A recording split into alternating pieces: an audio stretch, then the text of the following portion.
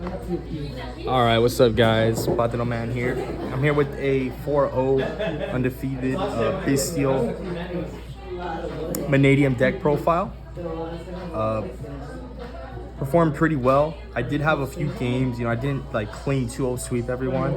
I did have a few games I dropped just simply because the deck does bricks. Fair warning, you do require a 2-card combo to get going.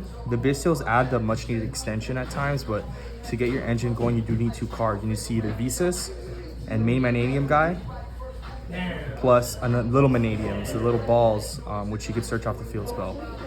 You can search either or off the field spell, but you need to see both in hand in order to go off. So without further ado, let's get into the deck, and as I go into it, I will explain the card choices. So, start of the deck, Visa Starfrost. Some people are cutting this guy to 2, but I just see no logic in it. One, I own 3 Starlights, so I'm going to play them, but 2, also the consistency of the issue the deck struggles with. Cut it to 2, you're going to struggle more in long tournaments, you're going to be bricking. So I play at 3. Pretty good. Pop a monster, summon itself. In this deck, you gain advantage off popping your own Mannadiums because they resummon themselves from deck. Next up, we have 3 Ream Hearts. So Ream Heart is the number 2 guy in the deck. Actually, your number 1 normal summon, your searcher. On summon, he searches any Mannadium card, which is sick because he can search a spell trap or he can search a monster. He can also search the spell trap that then searches the field spell. Big thing with this guy is that he can also be special summoned if you control a monster with 1521. So you could also, like, instead of just destroying a ball, you could also just special summon him if you control Visas, and then you can actually go into a Synchro play from there that I'll highlight later. So pretty good. He's just your Rhoda. Next you have the little Spirit Balls, the Meeks. Meeks is the one that when you summon it from deck with its own effect, you can alternate this level to make it level 4. Comes up to make Assault, Axel Synchro, and then Fearless is the one that modulates attack. So the more Fearless you pop every turn, the more attack your Synchros gain, the higher chances you have of OTKing. Next you have the little Scareclaw guy, the Rykart.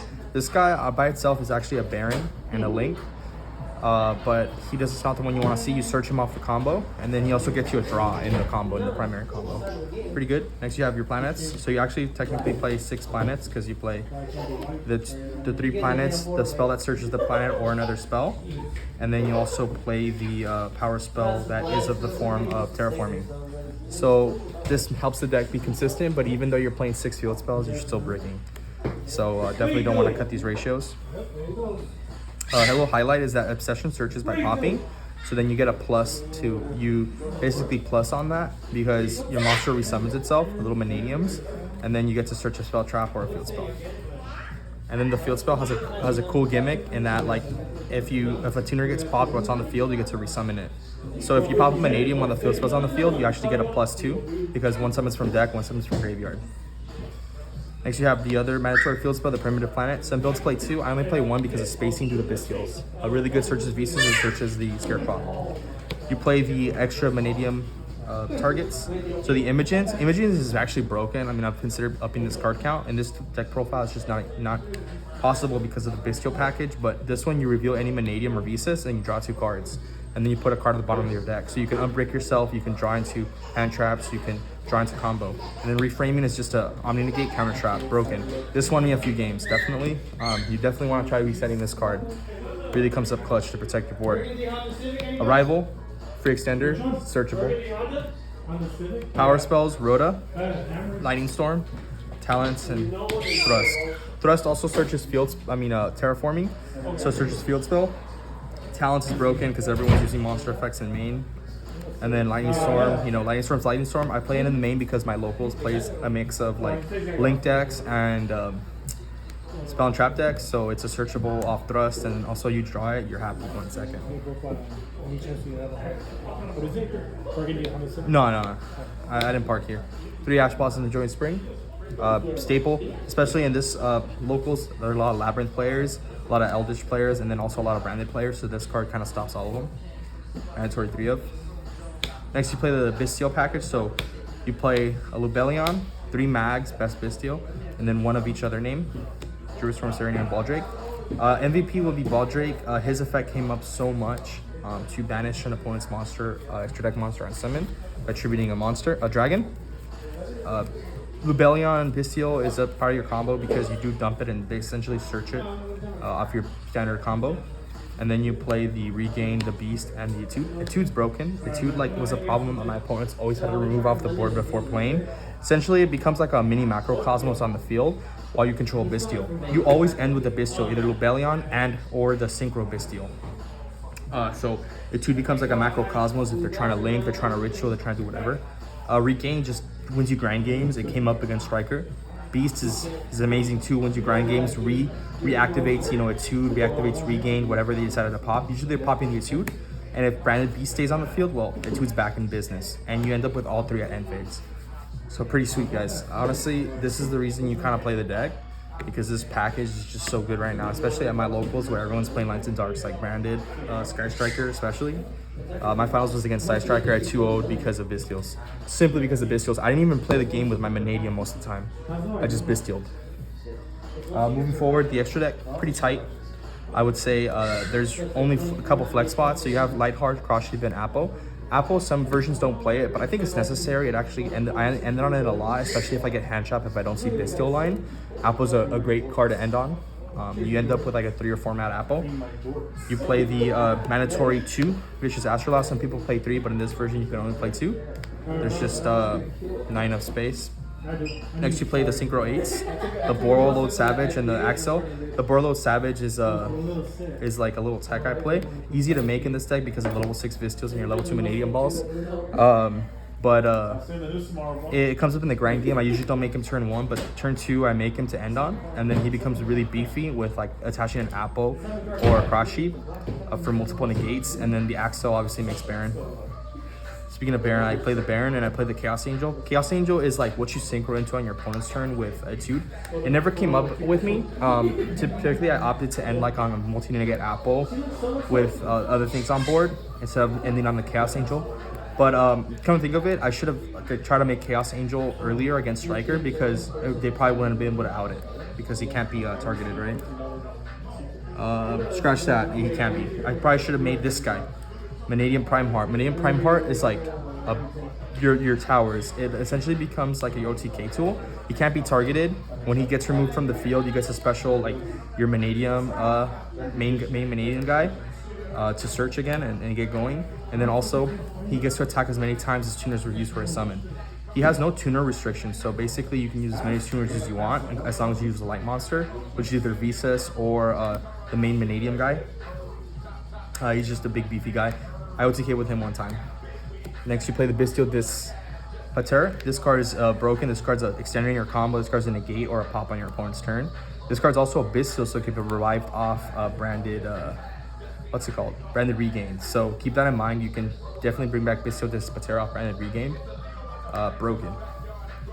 Next, you play the package. I'm gonna move these out the side because I want to highlight the package that this deck specifically plays. It plays the Muddy, the Albion, the Grandigal, and the Despian Lulu Walith. So you use Muddy, Mud Dragon, and Visas to make Albion. Albion uses Muddy, Mud Dragon, and any monster in any Lion Dragon graveyard to make Grangadal. And then Grangadal on your opponent's turn banishes itself to summon Despian Lulu Walith. This is so busted because with Grangadal, you send the Lubellion, and then Lubellion tributes the Albion to summon itself, so Albion ends up engraved to set you that third count, that's the third spell or trap. So this is how you end on everything. And then I actually never summoned Despian Lulu Walith. Well, I did, but it got popped right away. But it's definitely a big threat coming out your extra deck. And it's just free because you use Grangadal and like a level 2 to make Baron a lot of the times. So then like, it's just like free real estate to like summon Lulu Walith by banishing Grangadal from the graveyard. It's like absolutely free low. And there's times where I guess you can make it hard make Despian Lulu Walith. It never came up if you use like a level 4 tuner. Like if you make your Room Heart, the main Mannadium guy Room Heart a tuner with a spell card, or if you make your level 2 Mannadium guy level 4 to tune into something, tune into her. But yeah, really busted. Really cool stuff, guys. And then even if you drew the card you usually send up with the Bystial, you can always send something else from your extra deck, or you could just not send anything to you. Moving on to our side deck. Again, branded. So I play Ghost Spells to stop the block play. I play Droll because they're super heavy players. I play extra Bystials because, again, Bystials are broken and I want to be using as much as possible. The one Kaiju, the one Call by the Grave in case I notice my opponent's playing Droll and then other hand traps that kill the deck. One Dark Ruler to search off of Thrust. One Harpies, 2 Cosmics for back row and Runic specifically. And I opted, instead of playing more big board clear, I opted to just hit the Fountain.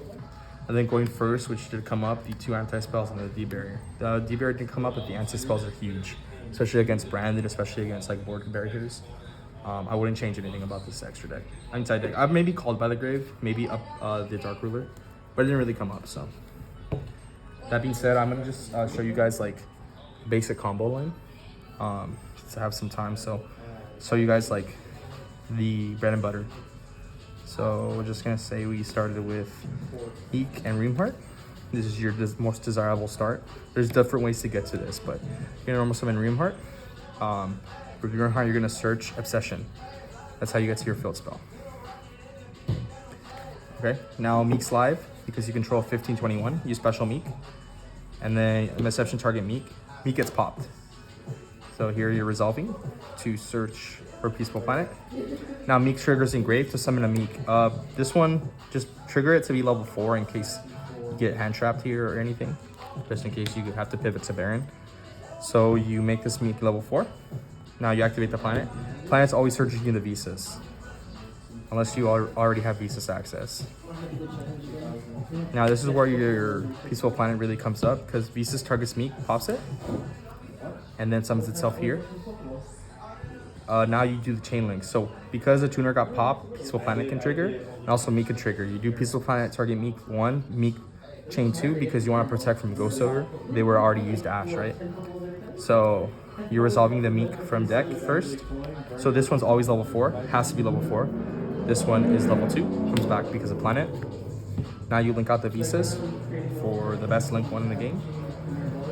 Scareclaw. Scareclaw surges you your next field spell.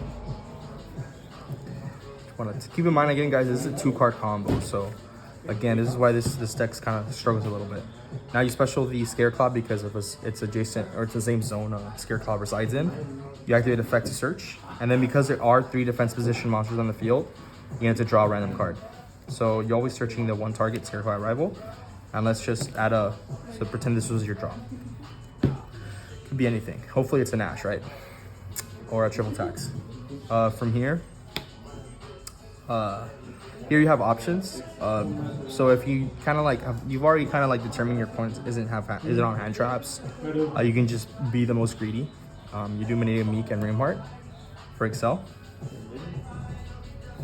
and then Excel target Meek, bring it back. Now you use Excel and Meek.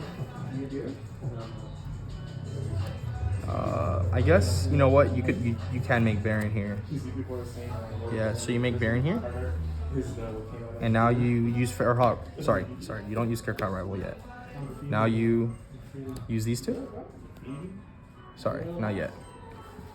You can actually use these 2. I could. Just pay fucking Jordan tomorrow. To make Crushi.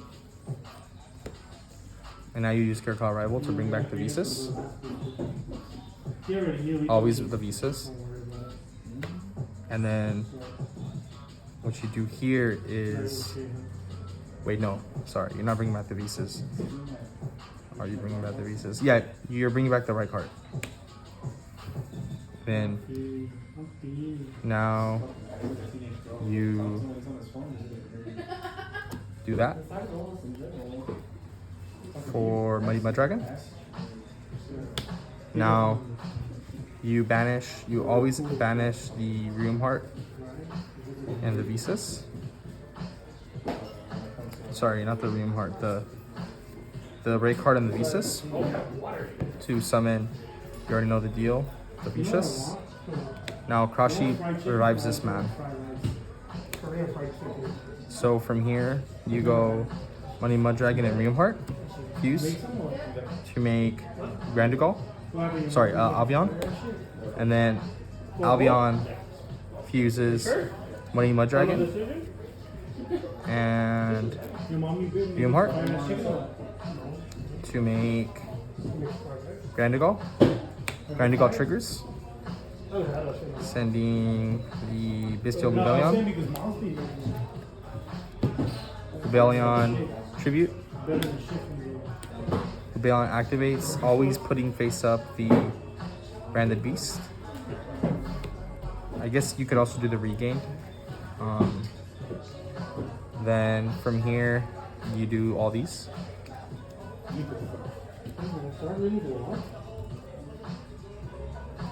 For an apple. Apple for 3. And then you proceed to end phase, resolving Albion to place face down the Etude. So on your opponent's turn, you essentially have a floodgate, a pop, once you need forced to use it. You probably have Bystials in hand. You have an apple for 3 and a Baron. This is like the safer route.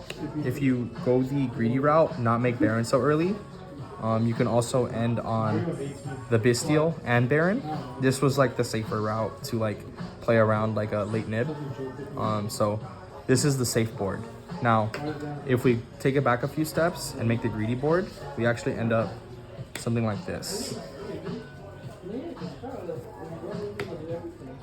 And then we still have usually like a Meek on field to like quick sync on your opponent's turn. So this is like the safe board. The greedy board, I'm sorry. It's like usually an apple for 2 or 3, a Baron, a quick sync, pop, and then the 2 cards. So that's how the deck works. That's the baseline combo. Hope you guys enjoyed that. And yeah, let me know if you have any thoughts on the deck. Let me know how I can improve. Let me know what you think. So just a final thought, don't forget that on your opponent's turn, you can make the Lulu by banishing the Grandigal. So as long as your opponent summons something from the extra deck, or activates a monster effect, sorry, that summons something. And then again, you can quick sync into Chaos Angel. For follow-up, you have the OTK machine, another beast to pop, and then a Borlo Savage to set up an interruption. It's pretty cool, guys. All right, thank you for watching.